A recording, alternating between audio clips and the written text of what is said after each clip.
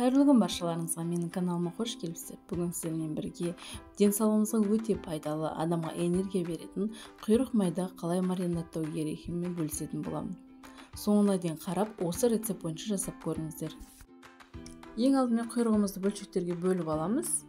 Қатты үлкен қылмай орташа қыламыз. Сонда маринадымыз бойына тез сіңіп, піскен кезде тез пісетін болады.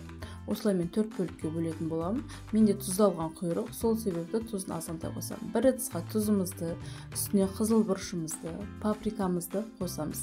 Және 2 тіше сарымсақ қосатын боламыз. Және 3 қасық жобамен су құямыз. Осыны араластырамыз. Осында бізде қоймалжың масса шығады. Осы массамызды құйрықтың барлық жеріне жағып шығамыз. Құйрықтың адам ағзасына тигізетін пайдасы өте зор.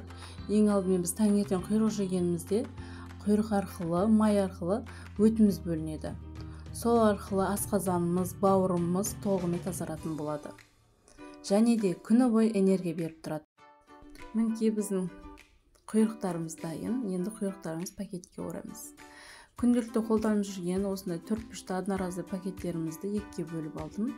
Ортасына құйрығымызды қойып, бүктеп, әдемілеп орап шығамыз. Осы дәл видеодағыдай. Айнала шетіне су кіріп кетпес үшін жіппен айналдырып шығамын. Бұндай пакетке емес, пищевой пленка қолдансаңыздар да болады. Осылай толығымен барлығын айналдырып шығамыз. Дайын болған құйрықтарымызды қайнап тұрған суға 30 минутқа пісіріп аламыз. Мінекей 30 минуттың ішінде құйрықтарымыз пісіп шықты. Сыртындағы жібіне шешеміз.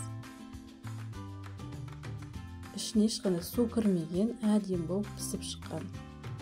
Мінекей бізде осындай әдемі құйрықтарымыз дайын болып шықты. Соңына дейін көргендеріңізге көп рахмет. Каналыма тіркеліңіз, лайк басып, комментарий қалдырып кетіңіз. Алдағы уақытта жаңа рецепттермен бөлісетін боламын. Соңына дейін көргеніңізге көп рахмет. Каналыма тіркеліп кетіңіз.